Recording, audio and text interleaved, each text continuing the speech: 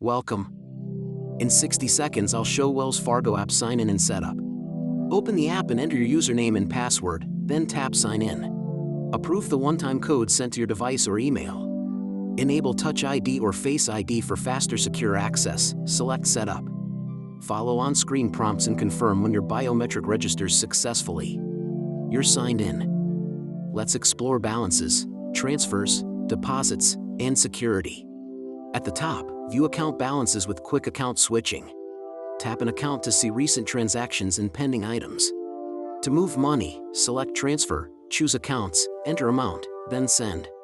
Tap Deposit, take photos of both sides of the check, and confirm. Open Settings, review security options, enable alerts and change passcodes.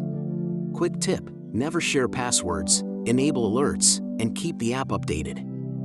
You're all set. Enjoy secure banking on the go.